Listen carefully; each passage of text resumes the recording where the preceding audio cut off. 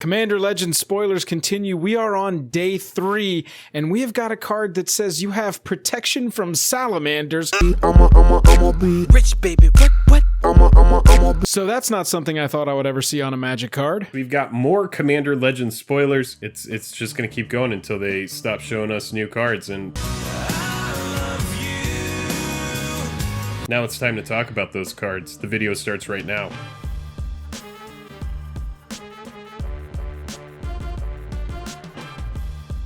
Special thanks to our Patreon supporters who power our channel. Check out our Patreon for monthly giveaways, exclusive content, and even a starring role in our fan fight series. Link in the description below. For a limited time only, if you join the Patreon at any level, you will receive a holographic Jake and Joel Our Magic logo sticker. Link in the description below. Hello and welcome to the day. Thank you for spending your time with us. I'm Jake. I'm Joel. Welcome back to another episode of Jake and Joel Are Magic. We are going to go over our Day 3 Commander Legends spoilers. But first, if you would, do us a favor, go down there, hit that like button, hit that subscribe button. We're trying to get to 10,000 subscribers by the end of this year and make 2020 a year to remember, but we need your help to do that. Yeah, 2020 has been a pretty forgettable year. Nothing has really happened this year, but there are more Commander cards to talk about, and we're ready to talk about them today. Let's go ahead and get into this. Let's do it. Swap them.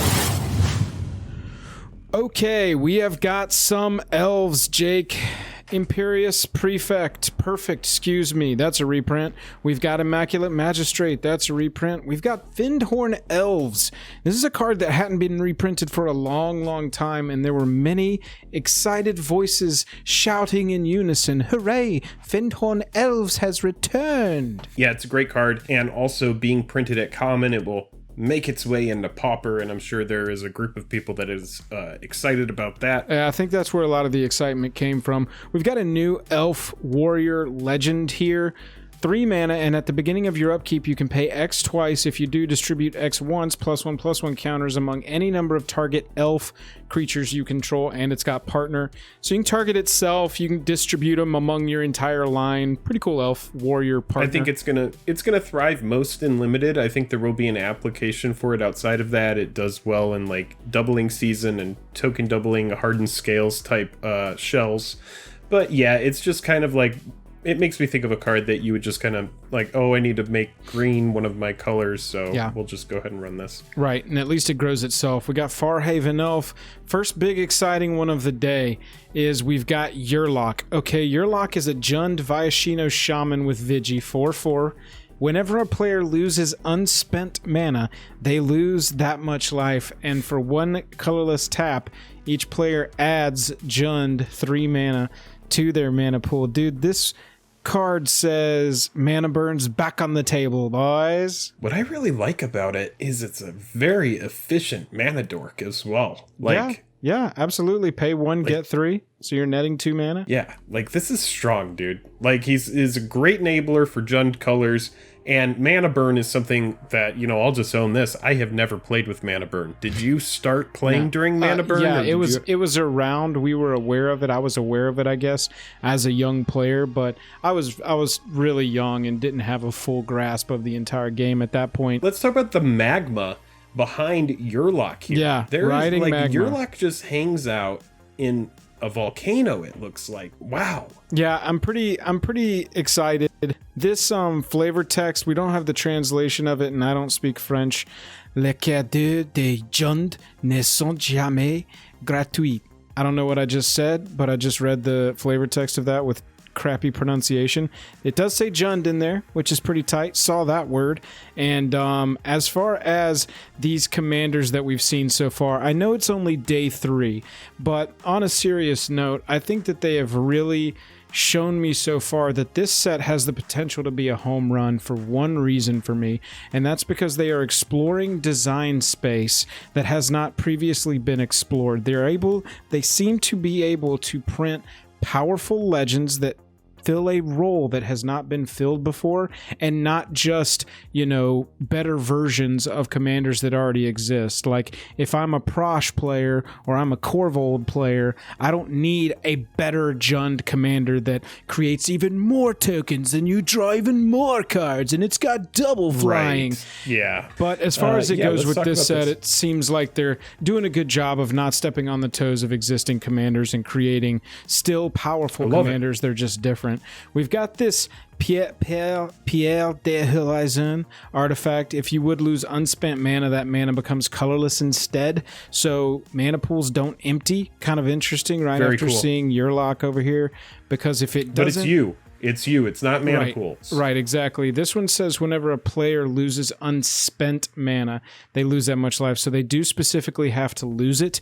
There was some discussion over the Theros God that unspent mana becomes colorless mana. You're not technically losing that, and so that would not count. I think this commander is going to be really fun to build around, and we've got to see. And I think that this artifact of having, if you would lose unspent mana, right, I believe that this has the potential, especially since it can go in any deck, to become a very powerful... I like that these two cards are right next to each other. The Infinity Stone here is obviously a hard counter to Yurlok. Right, yeah, absolutely. Pretty cool. It also was shown off alongside a mana dump for limited, obviously, 8 mana to deal 3 damage, but you can do it any amount of times. And then Phyrexian Rager, we've seen before, that's a reprint. Here's a non-reprint, Jake Gormoldrak, Amphinologist. It's a 3-cost 3/2 human. You and permanents you control have protection from salamanders. And at the beginning of your end step, each player who controls the fewest creatures creates a 4/3 blue salamander warrior creature token. Jake, what the hell's going on with this card? Yeah, this is great. It's a big, fun group hug card. I love the casting cost. It's nice and cheap. I think it's more casual, but yeah, I think it's great. It's just like, here you have a salamander, but you can't come at me. And it's like, yeah, sure, I'll take a salamander. Who gets a salamander? And these salamanders are enormous. These salamanders are more powerful than bears, Jake. These are some serious salamanders. I'm glad we have protection from them. I do have to say that. Each player, right at the beginning of your end step, each player who controls the fewest creatures creates a 4/3 blue salamander. That can be you. Right. Yeah. You can, if you control the least, start getting salamanders as well. So 100%. And you're giving all these creatures to all these players that can't attack you with them. You're just like, I don't know, send that salamander over there. Not at me. Gormoldrak has a word, has something to say if you're going to send a salamander at me. While we're talking about salamanders, though, let's talk about what I think was one of the most powerful cards we got today. And that is a blue card that exiles creatures, Jake. 1 blue, 3 other for a 3/3 salamander pirate. When it enters the battlefield, exile up to 1 target non-salamander creature. That creature's controller creates a 4/3 blue salamander warrior creature token, and it has Encore, so it comes back as a token copy for each opponent, and it gets to do the trigger again of exiling up to 1 non-salamander target creature. Jake, this Amphin Mutineer says, Avacyn, Angel of Hope, bye-bye, sorry, Indestructible, don't care, exiled, bye. Yeah, anything with Indestructible, it does not care. And ridiculous. The Encore is just, oh man, that Encore is so strong. Yeah. Yeah, I like the card a lot. And we know about cards like Frogify and Pogify, and blue will get destroy effects that leave behind a like they got creature, transmogrified.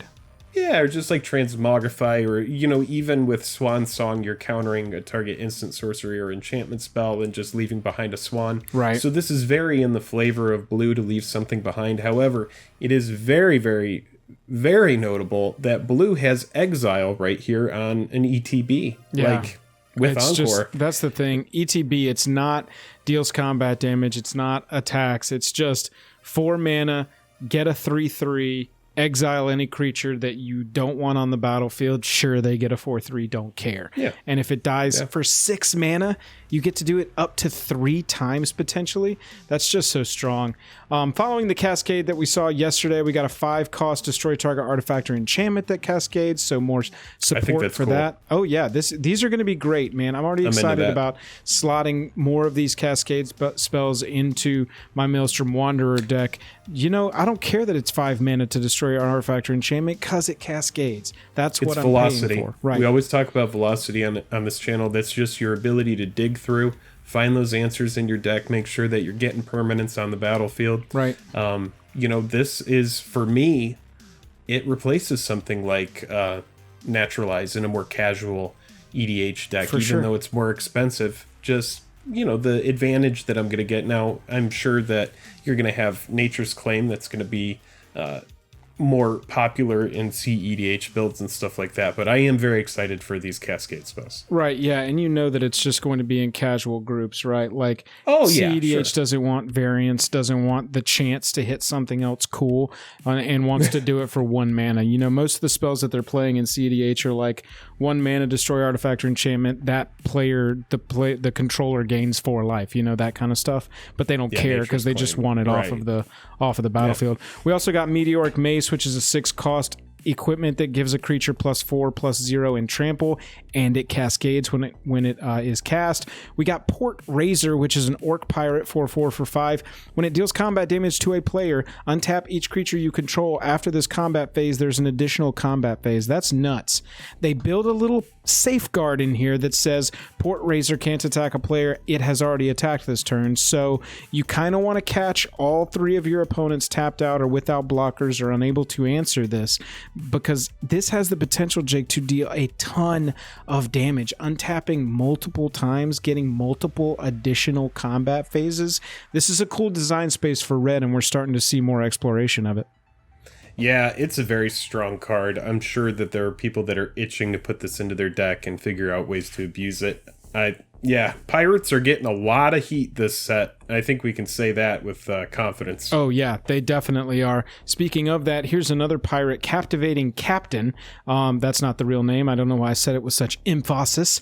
1 red, 1 blue, 3 other for a flying 4/3. Whenever this creature attacks, look at defending player's hand. You may put a creature card from among those cards onto the battlefield under your control tapped and attacking that player, or a planeswalker they control. Return that creature to its owner's hand at the beginning of the next end step. So more cards with variance, but more support for the pirate tribe. And honestly, you know, this is the kind of variance where it's like, whoops, you got an Eldrazi in your hand.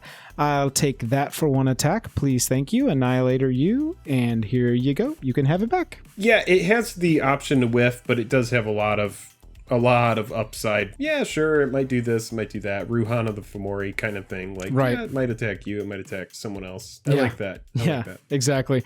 We got a little 2-mana legendary partner here that says, this card is strong. Whenever a commander you control deals combat damage to an opponent, it deals that much damage to each other opponent. So you called it earlier, reverberate on commander damage. Let's take you, for example, you play Prosh and you go for that 1 big explosive turn. You know, for 2 mana, you're turning on, well, not only am I going to kill this 1 player, but hopefully I can just get everybody right here on this 1 turn. And right. It kind of reminds me of like Lutri a little bit. Like, we banned Lutri right out the gate, but this guy can exist. And I know he doesn't have flash, and thank God he doesn't, because he'd probably be banned. Yeah. For what you're doing for 2 mana, the potential upside on this uncommon is pretty immense. This is the kind of card too that can live very well in your 99 if you're running a Voltron deck, or if that's a secondary or tertiary way to win, like with my Prosh deck, dealing commander damage straight out. It doesn't, and then it can be your commander if you have a partner that is also dealing a lot of damage or a Voltron target. We got Runaway Together, that's a reprint. We got Makeshift Munitions, that's a reprint. We saw Captivating down here. We got Court of Cunning, Jake, and here's a new mill card. Andrew, if you're watching, here's a new one, buddy. Enters the battlefield, you become the monarch at the beginning of your upkeep, so back around, so they've got a whole turn passage to get you off a monarch. But at the beginning of your upkeep, any number of target players each mill 2 cards, so you already get 2 cards off of everybody's deck. And if you're the monarch, each of those players mills 10 cards instead. So the potential exists for this to go very, very quickly. And as someone who has been milled out in a commander game, this is the kind of card that just adds more power baby. to that. That is right, heat. Exactly. It is just absolute gas. Redundancy, so redundancy. You've seen the 3 Ways to Build series. That is huge redundancy for a mill deck. We got a Bant Dragon here, Jake, that says whenever another permanent enters the battlefield under your control, look at the top card of your library. If it shares a card type with that permanent, you may reveal that card and put it into your hand. So you don't want to focus, like, obviously lands are always going to be a target to hit, but you can, I would say, focus this deck either around like creatures or enchantments and really go all in on pretty much anything I do, as long as it's one of those two, either a land or the permanent type that I'm mainly focused on. As long as those one of those two are on top, I'm going to hit off of this and get some extra card advantage for a Bant Dragon. Yeah, I would see this maybe being best with like creatures and lands. Like I see the card as being casual, and maybe I'm just, I've never really liked this type of effect very much. It's not the type of effect that I gravitate toward when I'm building a deck. I do think, any kind of card advantage shouldn't be ignored. So if you do build this right, I think this card has some good potential. Yeah, and I think you do like those effects because we just talked about it, right? You like that high risk, high reward. The thing is there's not a ton of high reward here. You've got the risk of this possibly hitting something. Cool. Not something like, oh my god, haha, I blew out every opponent, but oh cool, I played a land, there was a land on top. Look, everybody, a land, and it goes into my hand. You know what I'm saying? It's just not this super ridiculously splashy thing. Demonic Lure is an enchantment that lets you draw 3 cards on the ETB for 3 mana, and at the beginning of your end step, you lose 2 life for each card in your hand. Doesn't sound great until you see a card that donates things. Blim, Comedic Genius, 4 mana, 4/3 flying imp. Whenever Blim deals combat damage to a player, that player gains control of target permanent you control, maybe an enchantment that's doing 2 damage to you at the end of your turn for every card in your hand. Then each player loses life and discards cards equal to the number of permanents they control but don't own. I think this one is silly. Again, it's like Zedrew, but in black and red, Rakdos. It's Nightmare Zedrew, dude. Right. It's just evil, impish Nightmare Zedrew. I love the card. I love Rakdos. I think those are probably the colors I associate with the most. I think it's a super fun card, and like the enchantment we were just talking about, and there are other cards as well. There are curses that are, you have to choose everything, and the last option is you lose the game. There's a lot of good options for a card like this.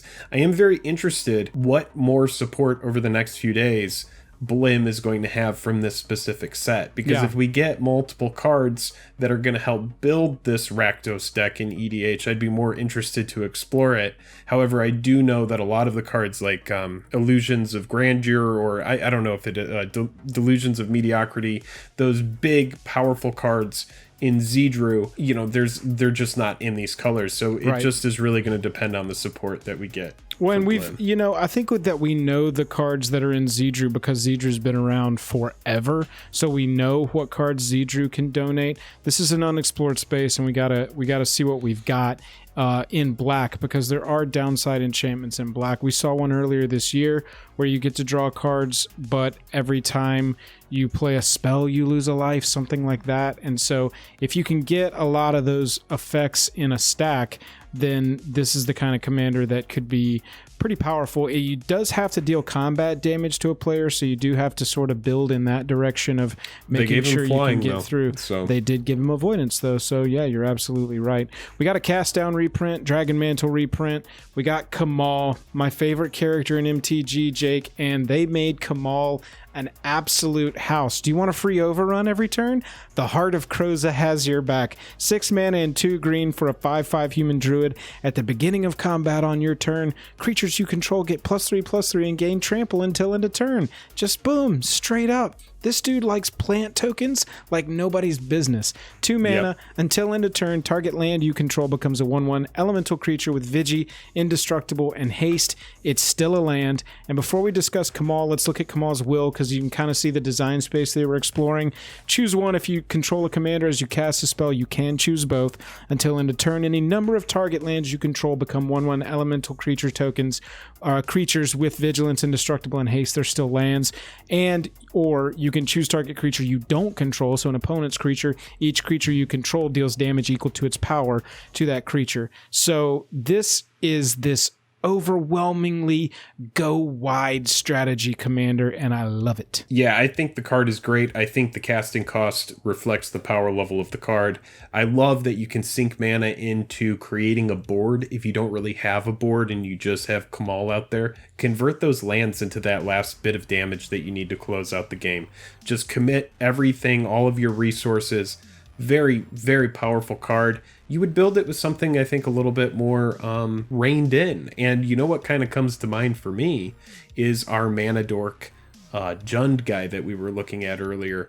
The Viashino that's going to float 3 mana for the investment of 1 mana, ramp into Kamal. Does he have partner? Yeah, that's what I wanted to check and see if this is a partner commander. I think he did. No, it's not a partner commander, unfortunately. Most of those 3 strike all of that notion, but, I'm wrong about that, but I'm sure there's going to be some good options for him. Yeah, absolutely, there will be. This partner, we're 3 days in, right, to a 2-week-long preview, so we've got to see exactly where all the partners are going to fall. Most of the partners that we've seen so far are a single color. I'm curious if we're going to start seeing more 2-color partner commanders. I mean, looking at these, like this is a partner commander, single color, partner commander, single color. And so that's mostly what we're seeing.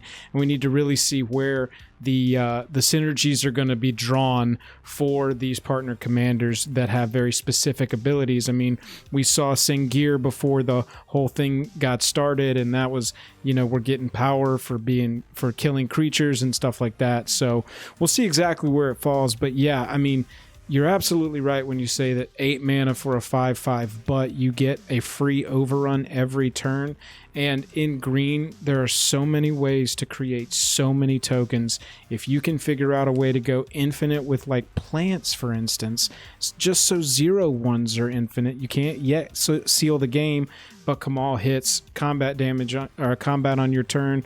Your infinite amount of 0/1s are all getting +3/+3, and that's just one way to do it. There's probably even more effective ways to do it. And you must ramp to him. It is a very expensive commander, so whatever you partner it with needs to be cheap. I'm excited to see what more support we're going to see from this set in the next couple days. I mean, he becomes an 8/8 himself. It's not other creatures you control. Yeah. And so if you can pump Kamal even more, I mean, combined with the dragon here, if you can see an opening to hit one opponent, drop the dragon for 2 mana, and swing low sweet chariots, get in there, bop one opponent for a lot, that bops all the other opponents for a lot, you're attacking like crazy, I think it's a really cool card. I'm very excited. I wish Kamal had been multiple colors, but I'll take a partner Kamal if we can find a cool partner for him to go aside. Lastly, we've got legendary creature Cat Soldier for 3. As long as it's your turn, creature tokens you control get +1/+4, and for 4 mana you can create a 1/1 white soldier creature token, and it's got partner. Jake, viewing audience, if you're not familiar, earlier this week, if you're watching our channel for the first time, earlier this week we made a video and released a video about the best token creators in white, and then Wizards goes, I got one more for you. Yeah, this is a great card. I love this as partner as well. I almost like this for Kamal, like we were just talking about, like in a limited standpoint. This is nice and cheap. It helps fill your board up. By the time you get Kamal out, you're buffing all of these tokens that you've been creating. I think it's a great card. I think that it's a very good token generator. Sometimes in EDH, everything is getting removed, and so typically I look for something, token generator on a land or on an enchantment, but in this situation, this is in a limited standpoint a must answer. It's going to go wide quickly, and you should be making as many of those tokens as possible before your opponent aces this card. 100%. This is the type of uncommon commander that I would be very excited to pull in a limited sense, simply because, like you said, cheap converted mana cost, it's got a nice passive, and it's a mana dump. It just does so much for that limited side of the game. Yeah, it's like pick up a nice equipment, make sure that you can suit up these tokens. I'm sure there's going to be a good piece of uncommon equipment or something that you can get. Let's talk about this new land that I have never seen, Command Tower. It seems so powerful, man. Command Tower, it's a common, first off, so I guess they just want everybody to have this land in every commander deck that exists. but it's very powerful. Add a mana color, add 1 mana of any color in your commander's color identity. So commander color identity is the colored mana symbols that appear on the commander card. And this card will let you add. It just seems like such strong fixing. Jake, what's your take on this card? My take on it is such strong fixing, and actually not trolling. It is crazy to think that you could, in theory. Oh wait, never mind. It's commander. You can only have one card of any. I was thinking about limited. I was like, oh my god. In limited, if you draft multiple command towers, you could put as many as you want in the deck. I actually have a commander deck where I was like, why has nobody ever thought of this? I'm just going to make all of my lands command towers. And so it's 37 command towers and then the rest of the deck. I can't believe nobody had thought of it. It's ingenious though. Try it out. Welcome back to Joel's deck text for command tower. We saw Magus of the Order yesterday. That is Wednesday, October 28th. Let's close the book. We appreciate everybody watching yet again. Hit that like button, hit that subscribe button. If you're here for the first time, give it one more video. I don't want you to hit subscribe yet if this is the very first Jake and Joel or Magic video you've ever seen, unless you're just overwhelmed. But if you do come back and you watch a second one, that's when you have to hit it. And I know you're going to be back because you got to see that Christmas sweater Jake's going to wear next time. What Christmas sweater?